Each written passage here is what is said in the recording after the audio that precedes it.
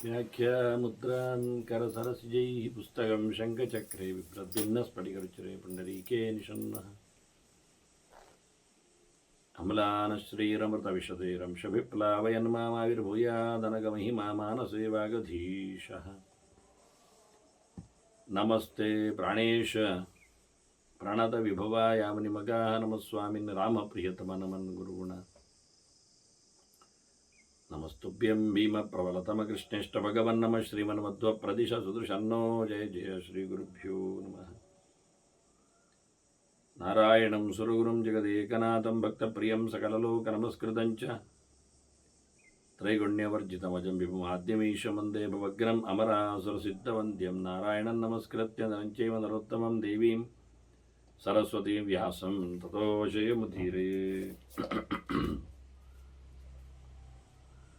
ವೇದವ್ಯಾಸುರ ಮಹಾಭಾರತದ ಚಿಂತಕರಿಗೆ ವಂದನೆಗಳು. ಅನುಶಾಸನ ಪರ್ವದ 43ನೆಯ ಪ್ರವಚನ. ಅದಾಗಲೇ ಧರ್ಮರಾಜ ಶಿವನ ಬಗ್ಗೆ ಚಿಂತನೆಯನ್ನು ನೀಡಬೇಕು ಅಂತ ಭೀಷ್ಮರಲ್ಲಿ ಕೇಳಿದ್ದಾನೆ. ಭೀಷ್ಮರು ಕೃಷ್ಣನಲ್ಲಿ ನೀನೇ ಹೇಳು ಅಂತ ಕೇಳಿಕೊಂಡಿದ್ದಾರೆ. ಭೀಷ್ಮರಿಗೆ ಗೊತ್ತು ಕೃಷ್ಣನ ಮತ್ತು ಶಿವನ ಸಂಬಂಧದ ಬಗ್ಗೆ, ಅದು ಇತಿಹಾಸವಾಗಿದೆ ಅಂತಲೂ ಗೊತ್ತವರಿಗೆ. ಅನೇಕ ಕೃಷ್ಣನ ಚರಿತ್ರೆಗಳನ್ನೆಲ್ಲ ರಾಜಸೂಯದ ಸಂದರ್ಭದಲ್ಲಿ ಹೇಳಿದವರವರು. ಅದರ ಆಚೆಗೆಷ್ಟೋ ಮತ್ತೆ ನಡೆದಿದೆ ಘಟನೆಗಳು. ಹೀಗಾಗಿ ಅದನ್ನು ಮತ್ತೆ ಮೆಲುಕು ಹಾಕುವಂತೆ ತಾನೇ ಕೃಷ್ಣನಲ್ಲಿ ಕೇಳಬೇಕೆನ್ನುವ ಹಂಬಲದಂತೆ ಮತ್ತೆ ಭೀಷ್ಮೆ ಹೇಳಿದರೆ ಅದರ ಮೇಲೆ ಬೆಲೆ ಕಡಿಮೆ ಆಗಬಹುದು ಜನರಿಗೆ. ಭೀಷ್ಮನೊಳಗೆ ನಿಂತು ಕೃಷ್ಣನಿಗೆ ಹೇಳಿದ್ರು ಇದು ಭೀಷ್ಮನದ್ದೇ ತಾತ್ಪರ್ಯ ಅಂತ ಆಗಬಹುದು. ಹಾಗಾಗಿ ಕೃಷ್ಣನಲ್ಲಿ ಕೇಳಲಿದ್ರೆ ಆತ ಎಷ್ಟು ಬಗೆಯಿಂದಲೂ ಹೇಳಬಲ್ಲ ಏನನ್ನು. ಆದ್ದರಿಂದ ತಾತ್ವಿಕವಾಗಿಯೂ ಕೃಷ್ಣನಿಂದ ಶಿವನ ತತ್ವಕ್ಕೊಂದು ಅಧಿಕೃತವಾದ ಸ್ಥಾನಮಾನ ಬರಲಿ ಅಂತ.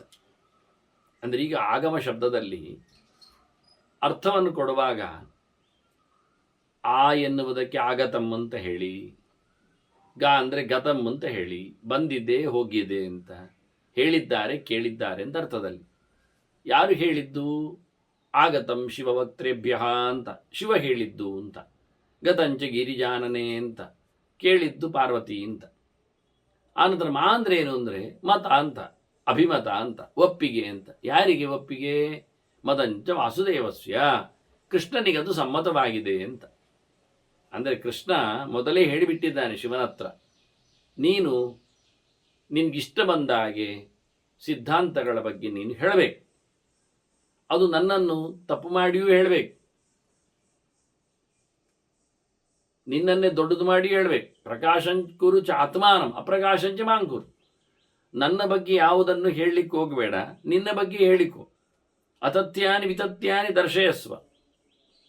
ಸರಿ ಇಲ್ಲದೆ ತಪ್ಪನ್ನೇ ಹೆಚ್ಚು ಕಡಿಮೆ ಎಲ್ಲ ಹೇಳಿಬಿಡು, ಏನು ಸಮಸ್ಯೆ ಇಲ್ಲ. ತ್ವಂಚರುದ್ರ ಮಹಾಬಾಹೋ ಮೋಹಶಾಸ್ತ್ರಾಣಿ ಕಾರಯ. ಇದನ್ನು ಪುರಾಣಗಳೇ ಬಿತ್ತರಿಸಿವೆ. ಅನೇಕ ವ್ಯಾಖ್ಯಾನಕಾರರು ಸಾವಿರಾರು ವರ್ಷದ ಹಿಂದಿನವರೆಲ್ಲ ಈ ಗೆರೆಗಳನ್ನು ಎತ್ತಿದ್ದಾರೆ, ತೋರಿಸಿಕೊಟ್ಟಿದ್ದಾರೆ.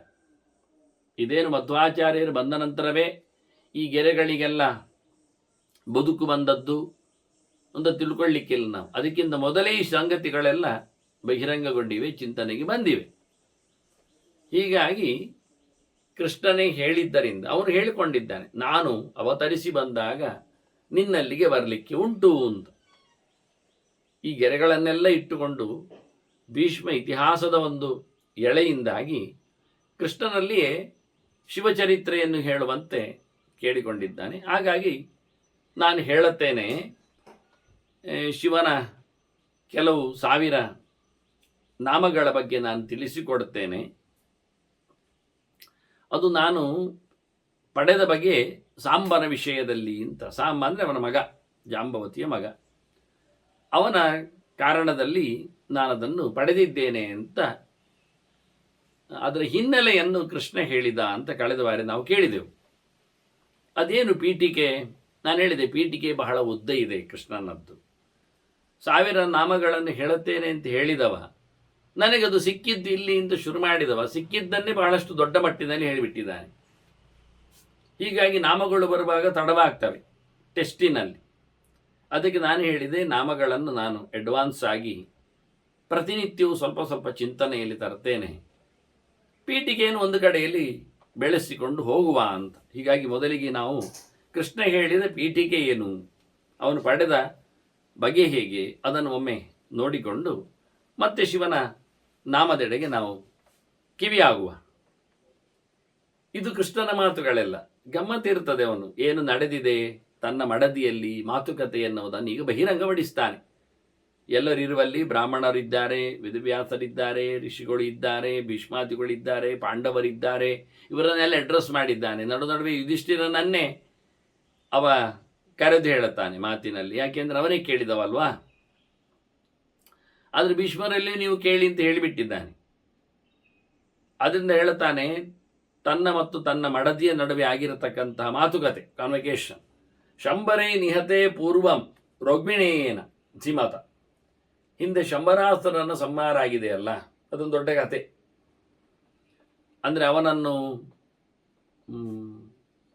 ಸಾಯಿಸ್ತಾನೆ ಇವನು ಅಂತ ಗೊತ್ತಾಗಿ ಅವನನ್ನು ಹುಟ್ಟಿದಾಗಲೇ ಅವನು ಅಪಹರಿಸಿದ್ದಾನೆ. ಕೃಷ್ಣನ ಮಗನನ್ನು ಪ್ರದ್ಯುಮ್ನನನ್ನು ಶಂಬರಾಸುರ ತನ್ನ ಸಾವದು ತನ್ನ ಮೃತ್ಯು ಅಂತ ಹೇಳಿಕೊಂಡು ಅದನ್ನು ಮುಗಿಸ್ತೇನೆ ಅಂತ ಹೇಳಿ ಅಲ್ಲಿಂದ ರಟ್ಟಿಸಿದ್ದಾನೆ. ಅದು ಮತ್ತೆ ಪುನಃ ಅವನ ಹತ್ತಿರದಲ್ಲೇ ಇರತಕ್ಕಂಥ ರತಿ ಹತ್ತಿರಕ್ಕೆ ಬಂದಿದೆ. ಅದನ್ನು ದೊಡ್ಡ ಕಥೆ ಆಗಿದೆ. ಅಂತೂ ಶಂಬರಾಸುರನ ಸಂಹಾರ ಆಗಿದೆ ರುಕ್ಮಿಣಿಯ ಮಗನಾದ ಪ್ರದ್ಯುಮ್ನನಿಂದ.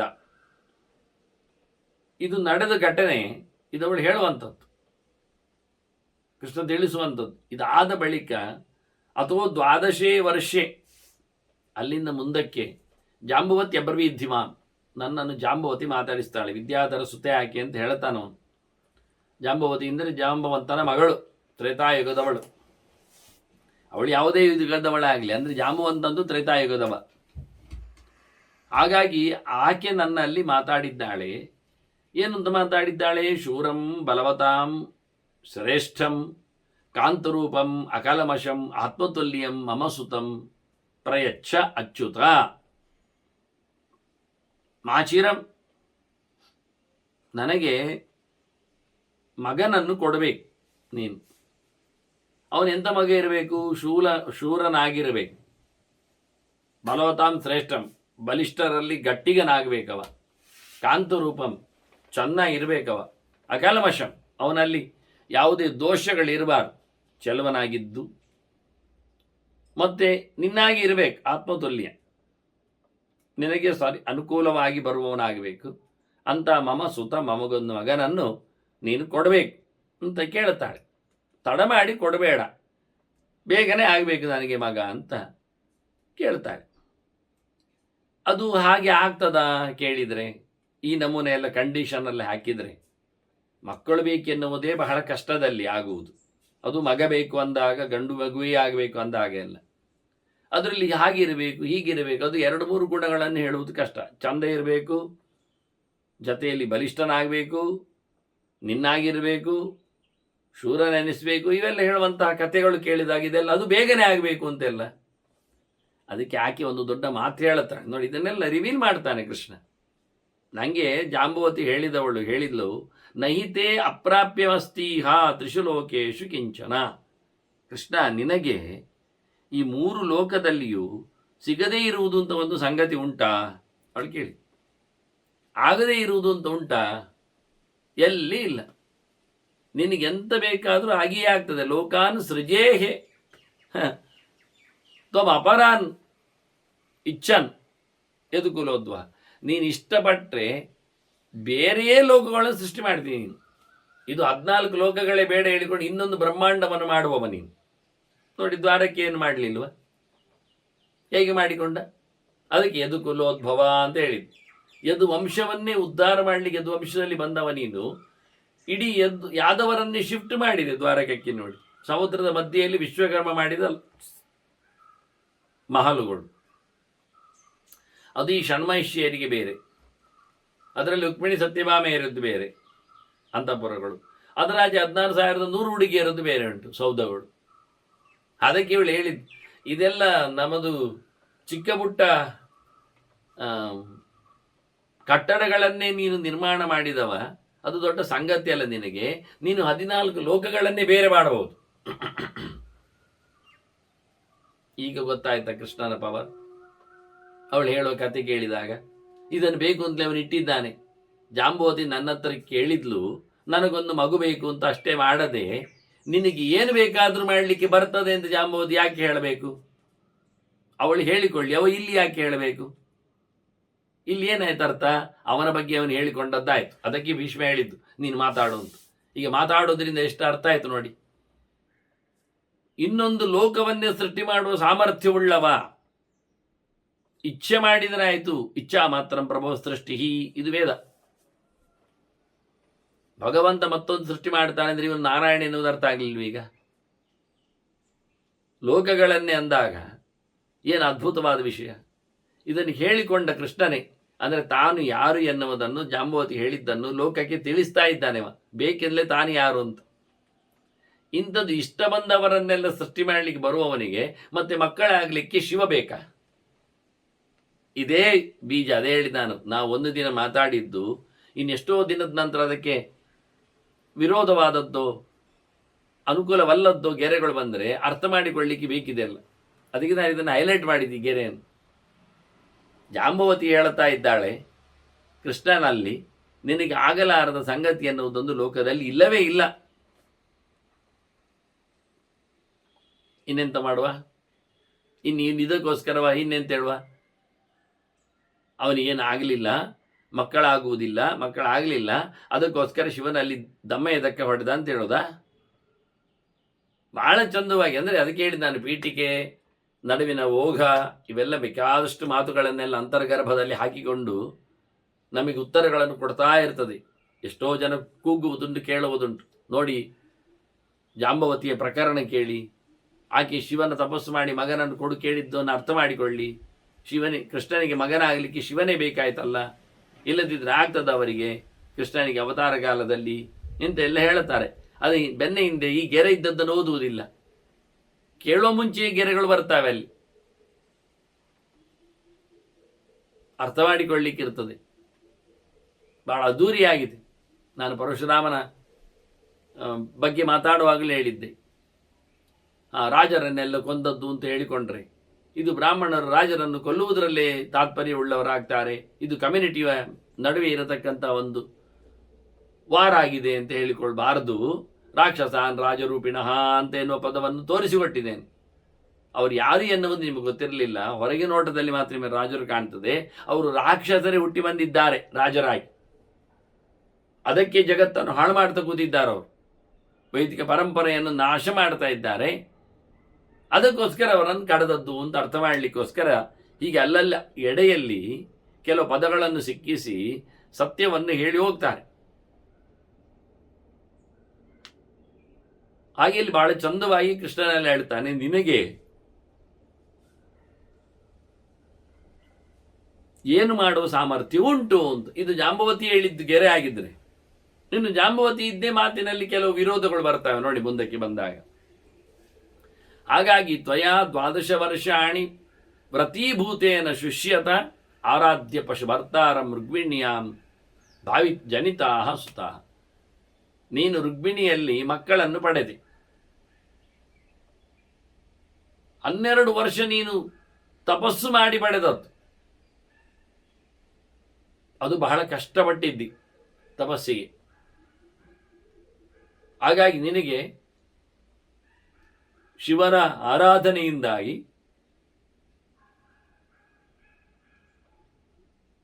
ಕಠೋರವಾದ ವ್ರತನಿಷ್ಠೆಯಿಂದಾಗಿ 12 ವರ್ಷದಿಂದಾಗಿ ನಿನಗೆ ರುಕ್ಮಿಣಿಯಲ್ಲಿ ಮಕ್ಕಳು ಹುಟ್ಟಿದ್ದಾರೆ. ಈಗ ಅವಳು ಹೇಳಿದ್ದೇನು? ನೀನು ಇಷ್ಟಪಟ್ಟರೆ ಎಂಥದ್ದು ಮಾಡ್ತೀಯಾ ಅಂತ ಹೇಳಿತ್ತು. ಮತ್ತೀಗ ಹೇಳಿದ್ದೇನು? ರುಕ್ಮಿಣಿಯ ಮಗನನ್ನು ನೀನು 12 ವರ್ಷ ತಪಸ್ಸು ಮಾಡಿ ಪಡೆದದ್ದು ಅಂತ ಹೇಳಿಬಿಟ್ಟು. ಅದಕ್ಕೇನು ಮಾಡ್ಬೇಕಂತೀಯ? ವಾಸ್ತವವಾಗಿ ಅದು ಮಕ್ಕಳ ಪಟ್ಟಿಯನ್ನೆಲ್ಲ ಕೊಡ್ತಾಳೆ ಅವಳು. ಚಾರುದೇಶ್ನಃ ಸುಚಾರುಶ್ಚ, ಮತ್ತು ಚಾರುವೇಷ ಯಶೋಧರ ಚಾರುಶ್ರವ ಚಾರುಯಶ ಪ್ರದ್ಯುಮ್ನಃ ಶಂಭುರೇವಚ ಅಂತೇಳಿ ಕೊನೆಗೆ ಶಿವನ ಹೆಸರಿನಲ್ಲಿ ಶಂಭು ಅಂತಲೇ ಹೆಸರಿಟ್ಟಿದ್ದಾರೆ. ಮತ್ತೆಲ್ಲ ಚಂದದವರು ಅಂತ ಅರ್ಥ. ಚಾರು ಅಂದರೆ ಚಂದ ಅಂತ ಅರ್ಥ. ಚಂದ ವೇಷದವರು, ಚಂದ ಕೀರ್ತಿಯವರು ಅನ್ನೋ ಹಾಗೆ ಅಲ್ಲ. ಅಂಥವರನ್ನಲ್ಲಿ ಪಡೆದಿದೆ ಶಿವನ ಆರಾಧನೆಯಿಂದ. ಆದ್ರಿಂದ ಈಗ ನೀನು ಮತ್ತೆ ಪುನಃ ಶಿವನ ಆರಾಧನೆ ಮಾಡಿ ನನಗೂ ಮಗನನ್ನು ಕೊಡು. ನೋಡಿ, ಇದೊಂದು ಚಿತ್ರ. ಅದೇ ಕಡೆಯಿಂದ ತರಲಿಕ್ಕೆ ಆಗ್ತದೆ ಅಂತ ಹೇಳಿ ಮತ್ತೆ ಹೇಗೋ ಹಾಗೆ ಕೃಷ್ಣನಿಗೆ ಏನು ಬೇಕಾದ್ರೆ ಸಿಗ್ತದೆ ಅಂತ ಹೇಳಿಕೊಂಡವಳು ಮೆಲ್ಲಕ್ಕೆ ಬದಲಾಯಿಸಿದ್ಲು. ಕೃಷ್ಣ ಹೇಳ್ತಾನೆ, ಸಾಚಮಾಮ ಬ್ರವೀತ್ ಗಚ್ಚ ಶಿವಾಯ ವಿಜಯಾಯ ಚ. ನಾನಾಯ್ತು ಅಂತ ಹೇಳಿದೆ, ಶಿವನಿಂದ ಮಕ್ಕಳನ್ನು ಪಡೆದು ಬರ್ತೇನೆ ಅಂತ ತಿಳಿಸಿದೆ, ವ್ರತ ನಿಯಮ ಎಲ್ಲ ಮಾಡಿ. ಅದಕ್ಕೆ ಅವಳು ಆಯ್ತಪ್ಪ ಅಂತ ಹೋಗಿ ಬಾ ಅಂತ ಹೇಳಿಬಿಟ್ಟಿದ್ದಾಳೆ. ಗಚ್ಚ ಶಿವಾಯ ಚ ವಿಜಯಾಯ ಚ ಅಂತ.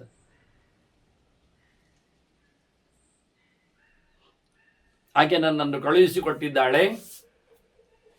ಶಿವನೆಡೆಗೆ ತೆರಳಿ ಬಾ, ಒಳ್ಳೆಯದಾಗಲಿ, ಗೆದ್ದು ಬಾ, ಯಶಸ್ವಿಯಾಗು ಅನ್ನೋದರ ಬಗ್ಗೆ ಹೇಳುತ್ತಾ ಹೊರಡುವಾಗ ಹೊರಟು ಬಾ ಅಂತ ಹೇಳಿದ್ಲಲ್ಲ, ಅದನ್ನು ಸಾಮಾನ್ಯ ಅಷ್ಟರಲ್ಲಿ ಮುಗಿಲಿಲ್ಲ. ಜಾಂಬವತಿ ಕೃಷ್ಣನಿಗೆ ಒಳ್ಳೆಯದಾಗಲಿ ಅಂತೇಳಿ ಹರಸ್ತಾಳೆ. ಹೇಗೆ ಹರಸ್ತಾಳೆ? ನಿನಗೆ ಒಳ್ಳೆಯದನ್ನು ಉಳಿದವರು ಮಾಡಲಿ. ಇದು ಹೊರಡುವಾಗ ಹೇಳಬೇಕಾದಂಥ ಮಾತುಗಳ ಕಥೆಗಳು. ಹಾಗಾಗಿ ಕೃಷ್ಣನಿಗೆ ಹೇಳ್ತಾಳೆ, ಏನು ಬೇಕಾದರೂ ಕೃಷ್ಣ ಮಾಡುವವ ಅಂತ ಹೇಳಿದವಳು ಈಗ ಕೃಷ್ಣನಿಗೆ ರಕ್ಷೆ ಕೇಳ್ತಾಳೆ. ಎಲ್ಲರೂ ಕಾಪಾಡಿರಿ, ಅವ ಕೈಲಾಸಕ್ಕೆ ಅಥವಾ ಹಿಮಾಲಯಕ್ಕೆ ಹೋಗ್ತಾ ಇದ್ದಾನೆ ತಪಸ್ಸಿಗೆ ಅಂತ. ನೋಡಿ, ಈಗೇನಾಯ್ತು ಅವಳಿಗೆ? ಎಲ್ಲಿ ಹೋಯ್ತು? ಮೋಹ ಬಂತು ಕೂಡಲೇ. ನೀನು ಮೂರು ಲೋಕವನ್ನು ಸೃಷ್ಟಿ ಮಾಡುವವ, ಇಷ್ಟ ಮಾಡಿದಿರಂದಾಗ ಕಷ್ಟ ಎಲ್ಲಿಂದ ಬರಬೇಕು ಅವನಿಗೆ? ಇವಳು ಹೇಳ್ತಾಳೆ ಹೊರಡುವ ಕೃಷ್ಣನಿಗೆ ಎಲ್ಲರೂ ಒಳ್ಳೆಯದು ಮಾಡಲಿ. ಬ್ರಹ್ಮ ಶಿವಶ್ಚ, ಬ್ರಹ್ಮ ಶಿವ ಕಾಶ್ಯಪಶ್ಚ, ಸಮುದ್ರಾ ದಕ್ಷಿಣಾ, ನದ್ಯೋ ದೇವಾ ಮನೋನುಗಾ, ಎಲ್ಲರನ್ನು ಕರಿತಾ ಇದ್ದಾಳೆ. ಬ್ರಹ್ಮದೇವರು ಮೊದಲಿಗೆ ಹೇಳಿಲ್ಲ, ಬ್ರಹ್ಮದೇವರು ನಿನಗೆ ಒಳ್ಳೆಯದು ಮಾಡಲಿ, ಶಿವನು ನಿನ್ನನ್ನು ಕಾಪಾಡಿಕೊಳ್ಳಲಿ, ಕಾಶ್ಯಪುರು ಸಹ ನಿನಗೆ ಹರಸಲಿ, ಸಮುದ್ರ ದಕ್ಷಿಣಾ, ಮತ್ತು ಸಮುದ್ರಗಳು, ಯಜ್ಞದಲ್ಲಿ ದಕ್ಷಿಣೆ ಮತ್ತು ಸ್ತೋಭ ಮಂತ್ರಗಳು, ಯಜ್ಞಯಾಗದಲ್ಲಿ ಉಪಯೋಗಿಸಲ್ಪಡತಕ್ಕವುಗಳು, ನದ್ಯ ದೇವಾ ಮನೋನುಗಾ, ಹರಿಯುತ್ತಿರುವ ನದಿಗಳ ದೇವತೆಗಳು, ಮತ್ತೆ ಮಾನಸಿಕವಾಗಿ ಚಿಂತನೆಗೆ ಬರತಕ್ಕವರು ಪಿತೃಗಳು, ಒಳಗೆ ಹೊರಗೆ ನೆಲೆಗೊಂಡವರೆಲ್ಲರೂ, ಮತ್ತೆ ವಿಶೇಷವಾಗಿ ಯಜ್ಞವಾಹ, ಯಜ್ಞವನ್ನು ನಡೆಸಿಕೊಡುವವರು, ಕ್ಷೇತ್ರಗಳು, ಕ್ಷೇತ್ರಸ್ವಾಮಿಗಳು, ಔಷಧ್ಯ ಕ್ಷೇತ್ರೌಷಧ್ಯ, ಮರಮಟ್ಟುಗಳು, ಛಂದಾಂಸಿ ಋಷಿಗಣ ಅಧ್ವರ, ಯಜ್ಞಗಳು, ಋಷಿಗಳು, ವೇದ ಮಂತ್ರಗಳು, ವೃಕ್ಷಾಣಿ ಪಿತರಃ ಗ್ರಹ, ಗ್ರಹಗಳು, ಅದರಂತೆ ತಾರೆಗಳು ಎಲ್ಲ, ದೇವಪತ್ನ್ಯ ದೇವಕನ್ಯಾ ದೇವಮಾತರೇವ ಚ, ಇನ್ನುಳಿದ ದೇವತೆಗಳಲ್ಲಿದ್ದವರು ಎಲ್ಲರೂ ಸ್ತ್ರೀಯರು, ಎಲ್ಲ ದೇವತೆಗಳ ಮಡದಿಯರು, ಅವರ ಮಗಳಂದಿರು, ಅವರ ಅಮ್ಮಂದಿರು,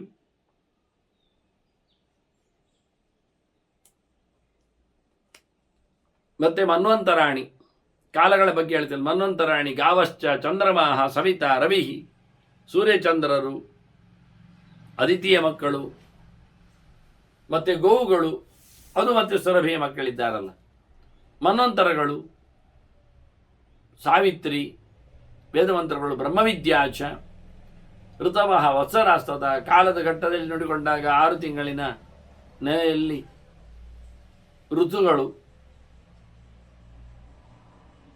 ಮತ್ತು ಸಂವತ್ಸರಗಳು, ಅದರ ಅಭಿಮಾನಿ ದೇವತೆಗಳು, ಕಾಲದ ಘಟ್ಟದವರು, ಇವರೆಲ್ಲರೂ ಸಹ ಸಾವಿತ್ರಿ ಬ್ರಹ್ಮವಿದ್ಯಾ ಚ ಋತವೋ ವತ್ಸರಸ್ತತ ಕ್ಷಣ ಲವ ಮುಹೂರ್ತಾಶ್ಚ ನಿಮೇಶ ಯುಗಪರ್ಯ, ಕಾಲದಲ್ಲಿ ಸಣ್ಣ ಸಣ್ಣ ಕಾಲಗಳು, ಗಳಿಗೆಗಳು, ಇಂತಹ ಕಾಲಿಕವಾದ ಅವಯವಗಳಿಗೂ ದೇವತೆಗಳೆಲ್ಲ ಇದ್ದಾರೆ. ಅವರೆಲ್ಲರೂ ಸಹ ರಕ್ಷಂತು ಸರ್ವತ್ರ ಗದಂ, ಹೋಗುತ್ತಿರುವ ನಿನ್ನನ್ನು ಎಲ್ಲ ಕಡೆಯಿಂದಲೂ ರಕ್ಷಣೆ ಮಾಡಲಿ. ತ್ವಾಂ ಯಾದವ ಸುಖಾಯ ಚ ಅರಿಷ್ಟಂ ಗಚ್ಚ ಪಂಥಾನಂ, ನಿನಗೆ ತೊಂದರೆಗಳು ಹೋಗಲಿ, ನಿನಗೆ ಒಳ್ಳೆಯದಾಗಲಿಕ್ಕೋಸ್ಕರ ಇವರನ್ನೆಲ್ಲ ಕರೆದಿದ್ದೇನೆ, ಇವರೆಲ್ಲ ನಿನ್ನನ್ನು ರಕ್ಷಣೆ ಮಾಡಲಿ. ಹೋಗ್ತಾ ಭಗವಂತನ ರಕ್ಷಣೆಯ ಮಾತುಗಳಿವು ಕೇಳಿಕೊಳ್ಳಿಕ್ಕೆ, ಎಲ್ಲರನ್ನು ಒಟ್ಟಿಗೆ ಕರೆದುಕೊಂಡು ನೆನಪಿಸಿಕೊಂಡು ಸಮಷ್ಟಿಯಾಗಿ ಕೇಳುವಂಥ ಮುಖಗಳು. ಕೇಳ್ತಾ ಕೇಳ್ತಾ ಬಂದಾಗ ಇವರೆಲ್ಲರನ್ನಿಟ್ಟುಕೊಂಡು ಅರಿಷ್ಟಂ ಗಚ್ಚ ಪಂಥಾನಂ ಅಪ್ರಮತ್ತಃ ಭವಾನಗ,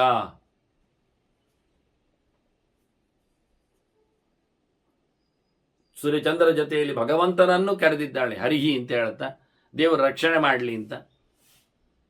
ಅದರೊಟ್ಟಿಗೆ ನಿನ್ನ ದಾರಿ ಸುಗಮವಾಗಲಿ, ಎಚ್ಚರದಲ್ಲಿರು, ನೀನು ಯಾವುದೇ ತಪ್ಪಿಲ್ಲ, ನಿನ್ನದು ಶುದ್ಧನಾಗಿದ್ದಿ ನೀನು ಅಂತ ಹೇಳಿ ಹೊರಟು ಬಾ ಅಂತೇಳಿ ಆಕೆ ನನಗೆ ರಕ್ಷಣೆ ಹೇಳಿದ್ದಾಳೆ ಅಂತ. ನೋಡಿ, ಏನು ಬೇಕಾದ್ರೂ ಮಾಡಲು ಸಮರ್ಥ ಹೇಳಿದವನಿಗೆ ಉಳಿದವರೆಲ್ಲ ರಕ್ಷಣೆ ಮಾಡಲಿ ಅಂತ ಕೇಳ್ತಾಳೆ ನೋಡಿ. ಅಂದರೆ ಅವರಲ್ಲಿ ಎಷ್ಟು ಬೇಗನೆ ಇದು ಅವಳೇ ಹೇಳಿಕೊಂಡದ್ದ, ಅವಳೇ ತಯಾರಿಸಿದ್ದ ಅಂತ ಆಶ್ಚರ್ಯ ಆಗಬೇಕು ನಮಗೆ.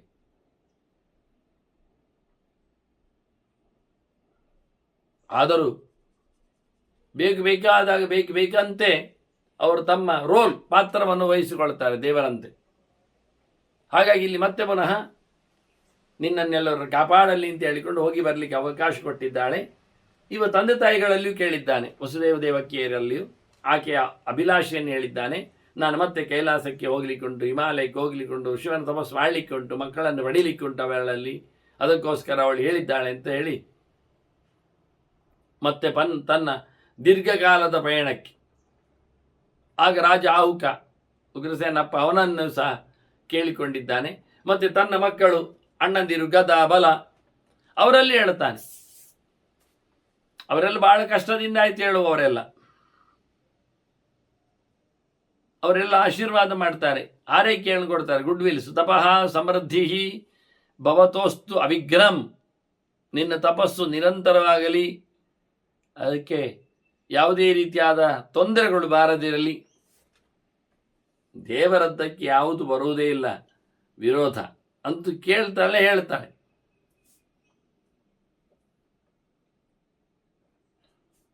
ಇದರಿಂದಾಗಿ ನಮಗೂ ರಕ್ಷೆಯಾದಾಗಿ ಕೇಳುವುದು ಹೇಗೆ ಅಂತ ರಕ್ಷಣೆಯನ್ನು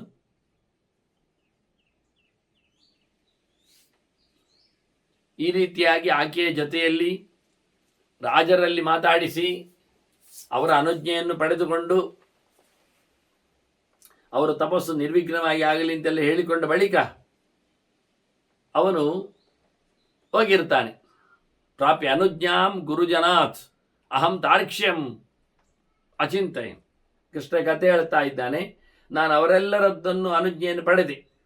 ಯಾರದ್ದೆಲ್ಲ? ಗುರುಜನಾಥ್ ಅಂತ ಈಗ ಹೇಳುವಾಗ ಅವರು ಅವರು ಅಂತೇಳಿ ನಾನು ಒಬ್ಬೊಬ್ಬರನ್ನೇ ಗುರುತಿಸುವುದಿಲ್ಲ, ನನಗಿಂತ ದೊಡ್ಡವರಾಗಿ ಬಂದವರದ್ದಲ್ಲೆಲ್ಲರಲ್ಲಿಯೂ ಸಹ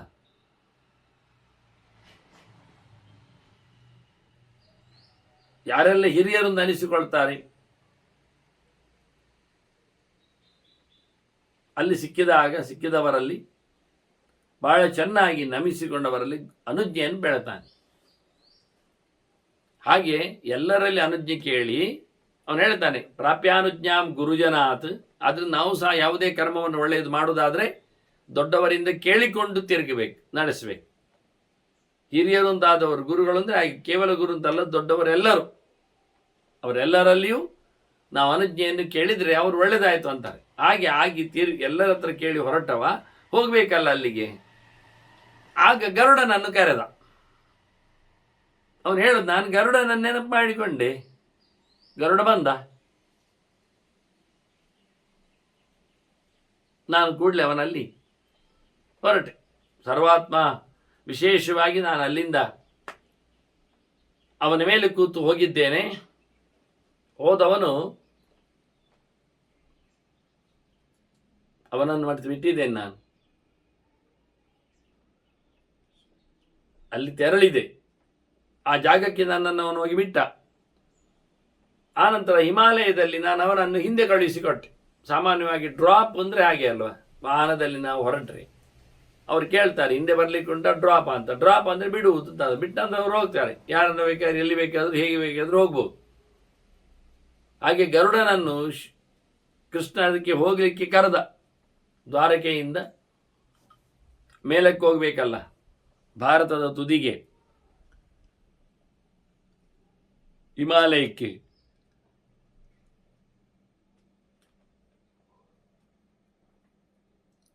ಇಂದ್ರಪ್ರಸ್ಥವನ್ನೆಲ್ಲ ದಾಟಿ ಹೋಗ್ಲಿ, ಹಸ್ತಿನಪುರವನ್ನೆಲ್ಲ ದಾಟಿ ಹೋಗ್ಲಿಕ್ಕೆ. ಆದ್ರಿಂದ ಅದಕ್ಕೋಸ್ಕರ ಗರುಡನನ್ನು ನಾನು ಕರೆದೆ ಅಂತ ಇವನೇ ಹೇಳ್ತಾನೆ.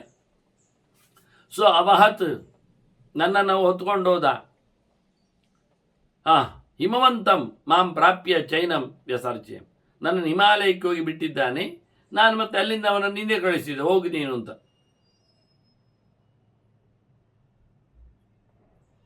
ಅವನ ಕೆಲಸ ಬೇಡ ಎನ್ನುವ ನೆಲೆಯಲ್ಲಿ ಆಗ ಹಿಂದೆ ಇದ್ದವನು ಹೋಗಿ ಬಂದಿದ್ದಾನೆ, ಅಭ್ಯಾಸ ಇದ್ದವನಿಗೆ.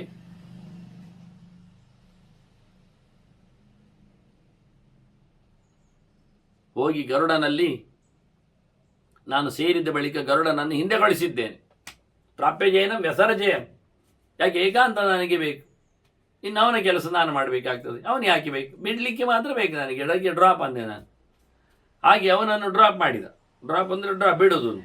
ಗರುಡನನ್ನು ಬಿಟ್ಟೆ ನಾನು.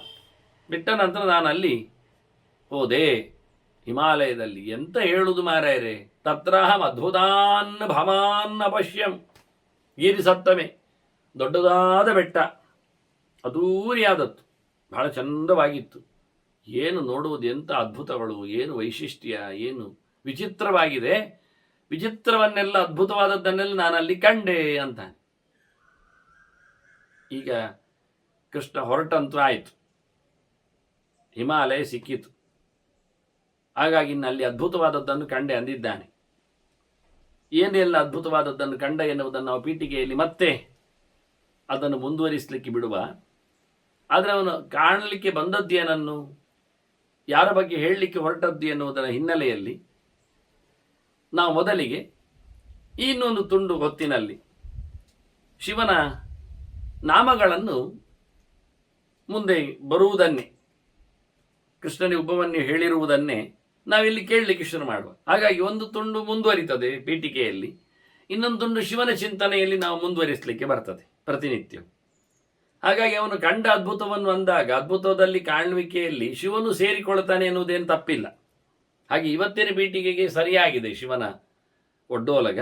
ಮತ್ತು ನಾಳೆ ಎಷ್ಟಾಗುತ್ತೆ ನೋಡುವ, ಪೀಠಿಕೆಯಲ್ಲಿ ಏನು ಬರುತ್ತೆ, ಏನು ಕಂಡ ಅಂತ ಹೇಳ್ತಾನೆ ಎನ್ನುವುದನ್ನು ಕೇಳಿಕೊಂಡು ಮತ್ತೆ ನಾವು ಶಿವನ ನಾಮಗಳನ್ನು ಮತ್ತೆ ಓದುವ, ನೋಡುವ, ಕೇಳುವ, ಹೇಳುವ, ಹಾಡುವ, ತಿಳಿಯುವ, ತಿಳಿಸುವ, ಅದರ ಬಗ್ಗೆ ಚಿಂತನೆ ವಿಮರ್ಶೆಗಳನ್ನು ಸಾಧ್ಯವಾದರ ಮಟ್ಟಿಗೆ. ಮೊದಲ ಬಾರಿಗೆ ಅವನನ್ನು ಸ್ಥಿರ ಅಂತ ಕರೀತಾನೆ. ಸ್ಥಿರ ಸ್ಥಾಣು ಪ್ರಭು ಭಾನು ಪ್ರವರಃ ವರದಃ ವರಹ.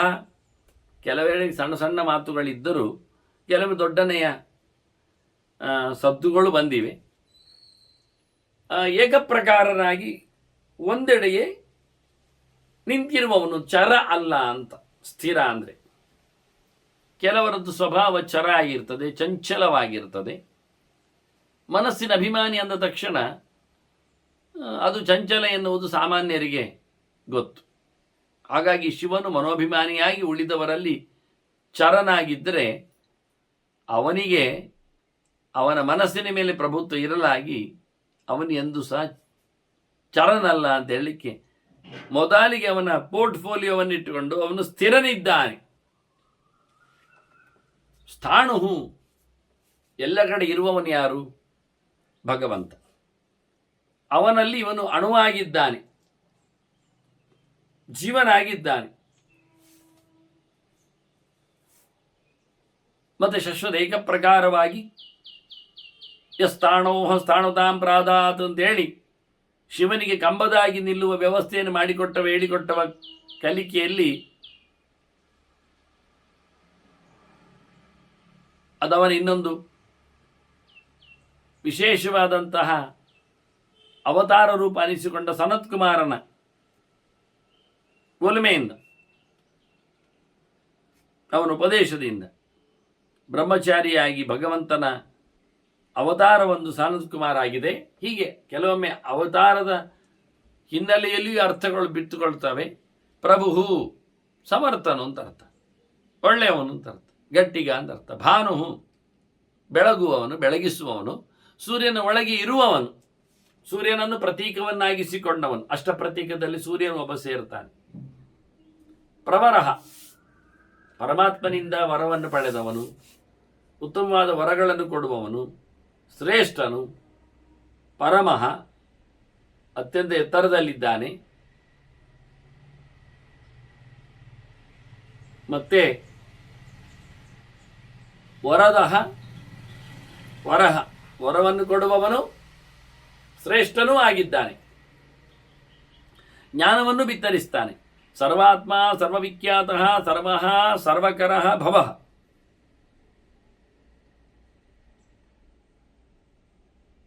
ಎಲ್ಲ ಕಡೆಯೂ ತುಂಬಿರುವವ, ಎಲ್ಲರ ಮನಸ್ಸು ಆಗಿದ್ದಾನೆ, ಎಲ್ಲೆಡೆಯೂ ಪ್ರಸಿದ್ಧನೂ ಅನಿಸಿಕೊಂಡಿದ್ದಾನೆ. ಸರ್ವವಿಖ್ಯಾತಃ, ಪೂರ್ಣನಾದ ಪರಮಾತ್ಮನಿಂದಾಗಿ ಅವನಿಗೆ ಅರಿವು ಇದೆ. ವಿನಾಖ್ಯಾತಿ, ಪರಮಾತ್ಮನಿಂದಾಗಿ ಜ್ಞಾನವನ್ನು ಸಂಪಾದನೆ ಮಾಡಿದವ. ಸರ್ವಃ, ಭಗವಂತನ ರುದ್ರನ ಹೆಸರೇ ಅದು. ಸರ್ವಃ ಶರ್ವಃ ಶಿವಃ ಸ್ಥಾಣು ಅಂತೇಳಿ ಆ ಲೆಕ್ಕಾಚಾರದಲ್ಲಿ ಸರ್ವನೀವ. ಹಿಂಸೆ ಮಾಡುವವನು, ಜ್ಞಾನಕ್ಕಾಗಿ ಪರದಾಡುವವನು, ತಿರುಗಾಡುವವನು. ಸರ್ವಕರಃ, ಎಲ್ಲವನ್ನು ಮಾಡ್ತಾನೆ. ಭವಃ, ಉದ್ಭವಗೊಂಡವನು.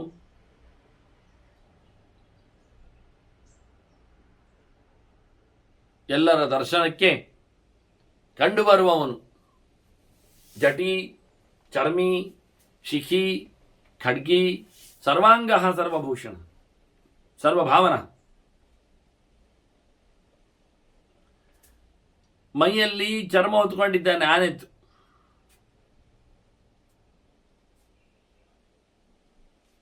ವಿಶೇಷವಾಗಿ ಅವನ ಕೈಯಲ್ಲಿನ ಆಯುಧ ಕತ್ತಿ ಇದೆ,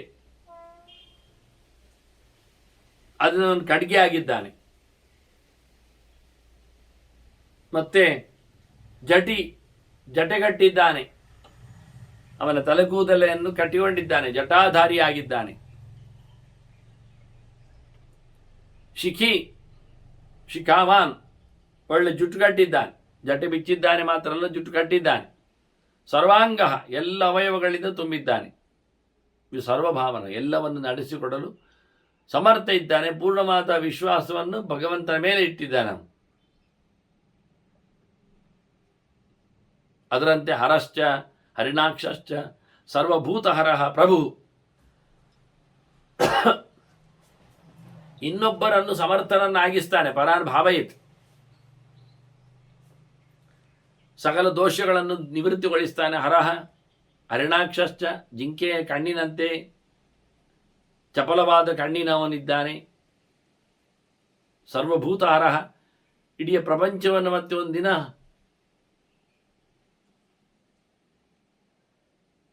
ಇಲ್ಲವನ್ನಾಗಿಸುವಂತೆ ಇದ್ದಾನೆ.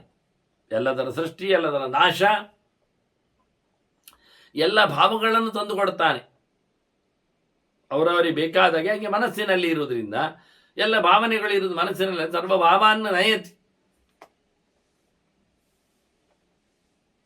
ಹಾಗಾಗಿ ಇವನು ಸರ್ವಭೂತ ಹರನೂ ಆಗಿದ್ದಾನೆ. ಈಗ ಹಿಂದೆ ಹೇಳಿದಾಗೆ ಪಂಚಭೂತಗಳನ್ನು ನಿವೃತ್ತಿ ಮಾಡ್ತಾನೆ. ಪಂಚಭೂತಗಳ ಚಿಂತನೆಯಲ್ಲಿ ಬಂದಿರುವುದನ್ನು ಅಳಿಸುವವನು ಇವನೇ. ಪ್ರವೃತ್ತಿಶ್ಚ ನಿವೃತ್ತಿಶ್ಚ ನಿಯತಃ ಶಾಶ್ವತೋ ಧ್ರುವ. ಕೆಲವರಿಗೆ ಪ್ರವೃತ್ತಿ ಮಾರ್ಗಕ್ಕೆ ಇವನು ಬೇಕು, ಕೆಲವರಿಗೆ ನಿವೃತ್ತಿ ಮಾರ್ಗಕ್ಕೆ ಇವನು ಬೇಕು. ಅದು ನೀವು ದಕ್ಷಿಣಾಮೂರ್ತಿಯೂ ಆಗಿರ್ತಾನೆ, ದಕ್ಷಧ್ವಂಸಿಯೂ ಆಗಿರ್ತಾನೆ.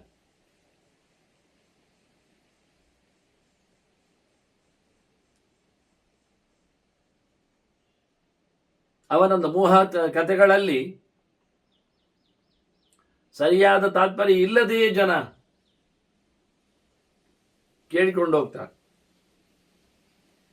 ಹೀಗಾಗಿ ಇವನು ಬಿಡುಕೊಡುವ ದಾರಿಯಲ್ಲಿಯೂ ವೈರಾಗ್ಯದಲ್ಲಿ ಇದ್ದಾನೆ, ಮುಂಬರುವ ದಾರಿಯಲ್ಲಿ ಪ್ರವೃತ್ತಿಯಲ್ಲೂ ಇದ್ದಾನೆ.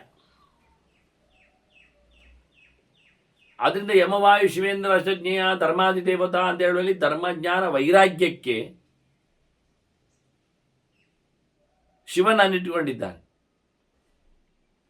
ಅವನು ಎಲ್ಲವನ್ನು ತೊರೆದವನಲ್ವಾ, ಹಾಗಾಗಿ ಅವನು ಉಪಾಸನೆ ಮಾಡಿದರೆ ನಮಗೆ ಎಲ್ಲವನ್ನು ಬಿಡುವ ಮನಸ್ಸು ಬರ್ತದೆ, ಪ್ರಕೃತಿ ಸಹಜವಾಗಿ ಇರಲಿಕ್ಕೆ ಆಗ್ತದೆ.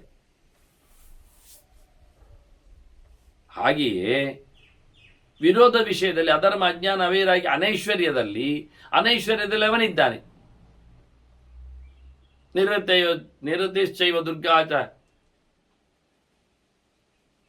ಕಾಮಃ ರುದ್ರಶ್ಚ ಅಂತ ಹೇಳಿಕೊಂಡು ಅನೈಶ್ವರ್ಯಕ್ಕೆ, ಬಡತನಕ್ಕೆ, ಅದನ್ನು ಏನಿಲ್ಲ ಎನ್ನುವುದು ಗೊತ್ತ, ಕೊಟ್ಟಿಲ್ಲ ಆದದ್ದು ಹೊರತು ಇಲ್ಲದೇ ಇಲ್ಲದದ್ದಲ್ಲ ಅವನಿಗೆ. ಆದ್ರಿಂದ ಎರಡು ಮುಖಗಳುಂಟು ಅವನಿಗೆ.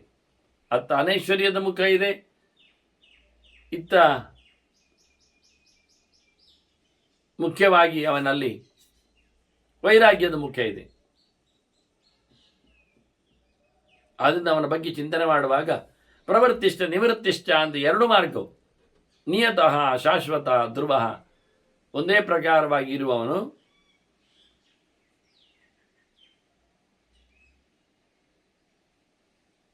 ಬಹಳ ವಿಶೇಷವಾದಂತಹ ಸ್ಥಾನಮಾನವನ್ನು ಪಡೆದು ನಿಯತ್ತಿನಲ್ಲಿ ತಪ್ಪಿಲ್ಲದೆ ದೇವರ ಆಡಳಿತೆಗೆ ಅಣತಿಗೆ ಒಪ್ಪುವ ಹಾಗಂತಹ ಕರ್ಮಗಳನ್ನು ಮಾಡುವವನಿವನು. ಅದರಂತೆ ಸ್ಮಶಾನವಾಸಿ ಭಗವಾನ್ ಕಚರಃ ಗೋಚರಃ ಅರ್ಧನಃ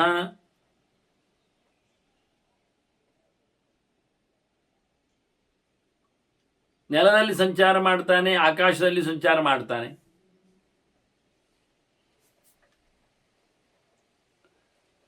ಅದರಂತೆ ಎಲ್ಲ ವಿಶೇಷವಾದಂಥ ಸಂಪತ್ತಿನಿಂದ ಕೂಡಿದವನು, ಉಳಿದವರಿಗೆ ಅದನ್ನು ಕೊಡಲು ಸಮರ್ಥನಾದವನು. ಐಶ್ವರ್ಯಾದಿಗಳನ್ನು, ಬಲ ಜ್ಞಾನಾದಿಗಳನ್ನೆಲ್ಲ ಹೀಗೆ ಭಗವಾನ್ ಅವನು ಅನಿಸಿದ್ದಾನೆ. ಅದರೊಟ್ಟಿಗೆ ಅವನ ದೇಶ ಇರುವ ಜಾಗ ಅದು ರುದ್ರಭೂಮಿ ಅಂತ ಹೆಸರು ಪಡೆದದ್ದೇ, ಸ್ಮಶಾನವಾಸಿ.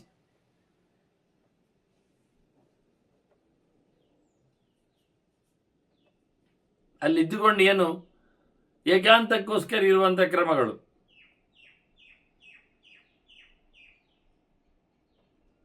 ಮುಖ್ಯವಾಗಿ ಮರಣಾಂತರದ ಮರಣಾಂತರದಲ್ಲಿ ಇರತಕ್ಕಂಥ ಸ್ಥಾನಗಳಲ್ಲಿ ಇವನ ಆರಾಧನೆಗಾಗಿ ಅವನನ್ನು ನಿಲ್ಲಿಸಿರ್ತಾರೆ. ಹಾಗಾಗಿ ಇವನ ಅಭಿವಾದ್ಯ ಮಹಾಕರ್ಮ, ಎಲ್ಲರಿಂದಲೂ ನಮಸ್ಕಾರಕ್ಕೆ ಯೋಗ್ಯನು, ಉನ್ನತವಾದಂಥ ಕರ್ಮವನ್ನು ನಡೆಸಿಕೊಟ್ಟವನು, ತಪಸ್ವಿ ಭೂತಭಾವನಃ. ಪಂಚಭೂತಗಳ ಸೃಷ್ಟಿ ಇವನ ಕೈಯಿಂದ ಆಗಿದೆ. ತಾಮಸವಾದಂಥ ಅಹಂಕಾರದಿಂದ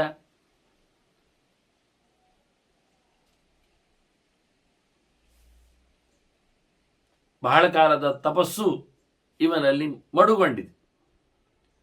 ಇಷ್ಟಾಗಿ ಯಾರಿಗೆ ಗೊತ್ತಾಗದಾಗಿರ್ತಾನೆ. ಉನ್ಮತ್ತ ವೇಷಧಾರೀಚ, ಉನ್ಮತ್ತ ವೇಷ ಪ್ರಚ್ಛನ್ನ, ಹುಚ್ಚರಾಗಿ ವೇಷ ಹಾಕೊಂಡು ತಾನು ಯಾವತ್ತೂ ಸಹ ಮತ್ತೊಬ್ಬರಿಗೆ ಸಿಗಲಾರದಂತೆ, ಅಂದರೆ ಗುಟ್ಟಾಗಿರ್ತಾನೆ. ಸರ್ವಲೋಕ ಪ್ರಜಾಪತಿ, ಇಡೀ ಲೋಕದ ಜನರಿಗೆ ಒಡೆಯ, ಎಲ್ಲ ಲೋಕದ ಎಚ್ಚರಕ್ಕೆ, ಮನಸ್ಸಿಗೆ, ಬುದ್ಧಿಗೆ ಕಾರಣನಾಗಿ ನಿಂತವ. ಅದರಂತೆ ಮಹಾರೂಪ, ಮಹಾಕಾಯ, ದೊಡ್ಡ ರೂಪ, ದೊಡ್ಡ ಕಾಯ, ವಿಶಿಷ್ಟವಾದಂತಹ ಚಿಂತನೆಗಳು, ವೃಷರೂಪ, ಧರ್ಮದ ಸ್ವಭಾವ, ಧರ್ಮವನ್ನು ಎತ್ತಿಡಿತಾನೆ. ಮಹಾಯಶಃ, ಭಾರಿ ಕಡೆಯಲ್ಲಿ ಯಶಸ್ವಿಯಾಗಿದ್ದಾನೆ, ಹೆಸರುವಾಸಿಯಾಗಿದ್ದಾನೆ.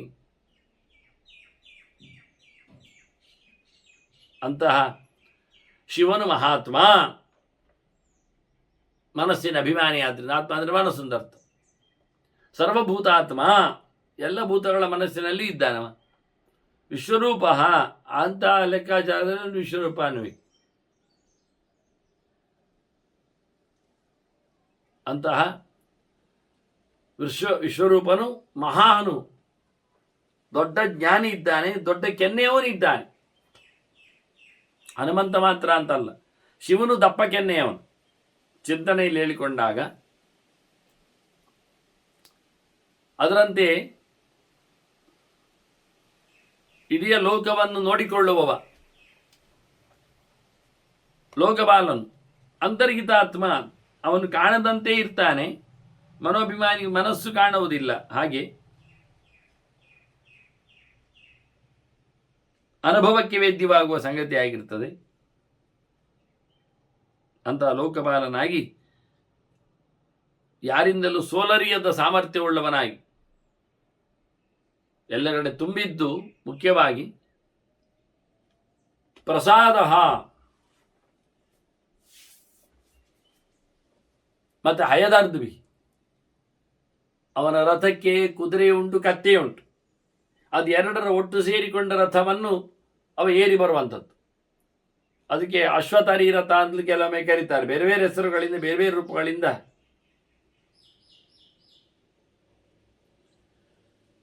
ಯುದ್ಧ ವಿಶಿಷ್ಟವಾದ ಶಿವನು ಕ್ಷಿಪ್ರಪ್ರಸಾದನು, ಬೇಗನೆ ಒಲುಮೆಯನ್ನು ಕೊಡುವವನು. ಅವನು ಪವಿತ್ರಂಚ ಮಹಾಂಶ್ಚೈವ ನಿಯಮಾಶ್ರಿತ, ಅತಿ ಪವಿತ್ರನು, ಪರಮಾತ್ಮನಿಂದಾಗಿ ವಿಶಿಷ್ಟನಾದವನು, ಅತಿ ಎತ್ತರದ ವ್ಯಕ್ತಿತ್ವವುಳ್ಳವನು, ನಿಯಮವೇ ಅವನಾಗಿದ್ದಾನೆ, ಸಂಯಮಕ್ಕೆ ಕಾರಣನಿದ್ದಾನೆ, ನಿಗ್ರಹವನ್ನು ತಿಳಿಸಿಕೊಡುವನಿದ್ದಾನೆ, ಮನಸ್ಸಿನ ಅಭಿಮಾನಿಯಾದ್ದರಿಂದ. ಹಾಗೆ ನಿಯಮವನ್ನು ಪಾಲನೆ ಮಾಡುವವನು ಆಗಿದ್ದಾನೆ. ಸರ್ವಕರ್ಮ ಸ್ವಯಂಭೂತಃ, ತಾನಾಗಿಯೇ ಸಿಗುವವನು. ಬಹಳ ಅದ್ಭುತವಾದಂತಹ ಎಲ್ಲ ಕೆಲಸಗಳನ್ನು ನಡೆಸುವ ಸಾಮರ್ಥ್ಯವುಳ್ಳವನು. ಆದಿಹಿ ಆದಿಕರಃ ನಿಧಿಹಿ, ಮೊದಲು ಮಾಡುವವನು. ಇಂದ್ರಿಯಗಳಲ್ಲಿ ಮೊದಲ ಇಂದ್ರಿಯ ಮನಸ್ಸು ಅಂತ ಅರ್ಥವ, ಅಂತರಿಂದ್ರಿಯ ಲೆಕ್ಕಾಚಾರದಲ್ಲಿ. ಹಾಗಾಗಿ ಅವನು ಮೊದಲಿದ್ದಾನೆ. ವಿಷಯಗಳು ಮೊದಲು ಗೊತ್ತಾಗುವುದು ಮನಸ್ಸಿಗೆ. ಅವನು ನಿಧಿ, ಇಂದ್ರಿಯಗಳಲ್ಲಿ ನಿಧಿಯಾಗಿ ನಿಂತದ್ದೇ ಅದುವೇ ಅಲ್ವಾ. ಸಹಸ್ರಾಕ್ಷ ವಿಶಾಲಾಕ್ಷ ಸೋಮಃ ನಕ್ಷತ್ರ ಸಾಧಕ, ಚಂದ್ರನಲ್ಲಿ ಇದ್ದಾನೆ, ಚಂದ್ರನನ್ನು ಪ್ರತೀಕನನ್ನಾಗಿಸಿದ್ದಾನೆ. ಅಷ್ಟಮೂರ್ತಿಯಲ್ಲಿ ಚಂದ್ರನನ್ನು ಸೇರ್ತಾನೆ. ನಕ್ಷತ್ರಗಳಿಗೆ ಬೆಳಕನ್ನು ಕೊಟ್ಟವದನ್ನು ಮೆರೆಯುವಂತೆ ಮಾಡಿದ್ದಾನೆ. ವಿಶಾಲವಾದ ಕಣ್ಣಿನವ, ಸಾವಿರಾರು ಕಣ್ಣಿನವ. ಮತ್ತೆ ಚಂದ್ರ, ಸೂರ್ಯ, ಶನಿ, ಕೇತು, ಗ್ರಹ, ಗ್ರಹಪತಿ, ವರಹ. ಅವನು ಅದೀದು ಮಾತ್ರ ಗ್ರಹ ಅಲ್ಲ, ಚಂದ್ರ ಸೂರ್ಯರಷ್ಟೇ ಅಲ್ಲ, ಶನಿಯೂ ಆಗಿದ್ದಾನೆ, ಕೇತು ಆಗಿದ್ದಾನೆ. ಅವ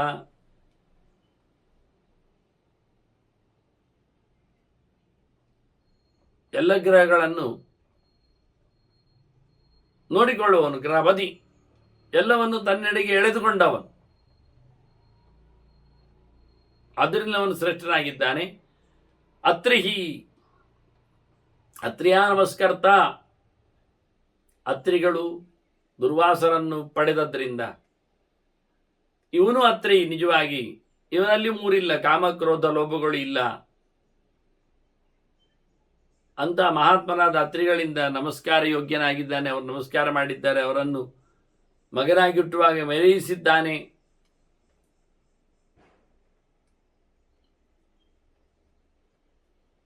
ಅದರಂತೆ ಮೃಗ ಬಾಣಾರ್ಪಣ ಅನಗ, ಮೃಗದ ಮೇಲೆ ಬಾಣವನ್ನು ಬಿಟ್ಟವ,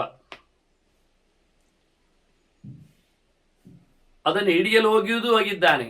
ಮೃಗವಾಗಿ ಆ ರೀತಿ ಯಜ್ಞವೂ ಆಗಿದೆ ಆವತ್ತು ದಕ್ಷಿಣ ಪ್ರಕರಣದಲ್ಲಿ. ಮೃಗರೂಪದ ಬೇಡನ ಮೇಲೂ ಬಾಣ ಪ್ರಯೋಗ ಮಾಡಿದ್ದುಂಟವನು. ಮಹಾತಪಾಹ, ಘೋರ ತಪಾಹ, ಅದ್ಭುತವಾದ ತಪಸ್ಸು, ಭಯಂಕರವಾದ ತಲೆ ನೆಲಕ್ಕೆ ಲೆಕ್ಕ ಹಾಕಿ ಮೇಲಿಂದ ಜೋತ ಹಾಕಿಕೊಂಡು ಹೊಗೆ ಕುಡಿತುಕೊಂಡು ಸಮುದ್ರದಲ್ಲಿ ಇಂಥ ವಿಚಿತ್ರ ತಪಸ್ಸುಗಳೆಲ್ಲ ಉಂಟವನದ್ದು, ಶಿವನದ್ದು. ಹಾಗೆ ಮಾಡಿದ್ದಾನೆ. ಅಧೀನ, ಅವನೇನು ಬಡವಲ್ಲ. ಮತ್ತು ದೀನ ಸಾಧಕ, ಬಡವರನ್ನು ಉದ್ಧಾರ ಮಾಡತಕ್ಕಂಥ ವ್ಯಕ್ತಿಯಾಗಿದ್ದಾನೆ. ಸ್ವಯಂ ಸಂವತ್ಸರ ಕರಹ, ವರ್ಷ ಮಾಡ್ತಾನೆ. ಮಂತ್ರರೂಪನಿದ್ದಾನೆ. ಮನನಕ್ಕೆ ಕಾರಣನಾಗ್ತಾನೆ. ಮನನ ಮಾಡಿದವನು ರಕ್ಷಣೆ ಮಾಡ್ತಾನೆ. ಪ್ರಮಾಣ, ಅವನು ಸಾಕ್ಷಿಯಾಗಿದ್ದಾನೆ. ಮನಸ್ಸಾದಿಂದ ಒಳ್ಳೆಯಿದ್ದಾನೆ ನೋಡ್ತಾನೆ. ಹೀಗೆ ಪರಮಂ ತಪಃ, ಉತ್ತಮವಾದಂತಹ ತಪಸ್ಸಿನ ಮೂರ್ತಿ, ಅಂದರೆ ಮನಸ್ಸು ತಪಸ್ಸನ್ನು ಮಾಡುವಂಥದ್ದು, ಆಲೋಚನೆ ಅಂತ ಉತ್ತಮವಾದ ಆಲೋಚನೆಯ ಕೇಂದ್ರನಾಗಿದ್ದಾನೆ. ಯೋಗಿ, ಯೋಜ್ಯ, ಮಹಾಬೀಜ, ಮಹಾರೇತಾ, ಮಹಾಬಲ, ಭಗವದ್ಯೋಗ ಸಂಪತ್ತಿ ಉಳ್ಳವನು, ಎಲ್ಲರನ್ನು ಭಗವದೆಡೆಗೆ ಸಂಯುಕ್ತನಾಗುವಂತೆ ಮಾಡುವವನು ಮನಸ್ಸಿನಿಂದಾಗಿ, ಎಲ್ಲಕ್ಕೂ ಕಾರಣನಿದ್ದಾನೆ. ಬಹಳ ಅದ್ಭುತವಾದಂತಹ ತನ್ನ ಮಗನನ್ನು ಪಡೆದಿದ್ದಾನೆ, ಷಣ್ಮುಖನನ್ನು. ಆದ್ದರಿಂದ ಮಹಾರೇತ ಸನಿಸಿದ್ದಾನೆ, ಮಹಾಬಲಿಷ್ಠನಿದ್ದಾನೆ. ಸುವರ್ಣರೇತ, ಅವನ ಬಣ್ಣವು ಕೆಂಪಾಗಿದೆ. ಸುವರ್ಣ ರೇತಸ್ಸಿನವ, ಸುವರ್ಣ ಸೃಷ್ಟಿಯನ್ನು ಮಾಡಿದವ. ಅವನ ಬಿದ್ದಲ್ಲಿ ಲೋಹದ ಖನಿಜಗಳ ಬೆಟ್ಟಗಳಾಗಿವೆ ಅಂತ ಕತೆ ಇದೆ ಮೋಹಿನಿಯ ಕಥೆಯಲ್ಲಿ ಬಂದಾಗ. ಸರ್ವಜ್ಞ, ಸಾಮಾನ್ಯವಾಗಿ ಎಲ್ಲವನ್ನೂ ತಿಳಿದಿದ್ದಾನೆ. ಶಿವನಿಂದ ಮೇಲಕ್ಕಿರತಕ್ಕ ಸಂಗತಿಗಳು 2-3 ಮಾತ್ರ. ಒಂದು ಬ್ರಹ್ಮವಾಯುಗಳು ಒಂದು ಕೆಟಗರಿ, ಮತ್ತವರ ಮಡದಿಯರು ಸರಸ್ವತಿ ಭಾರತೀಯರು, ಮತ್ತೆ ಒಂದು ಕೃಷ್ಣನ ಮಹಿಷಿಯರು.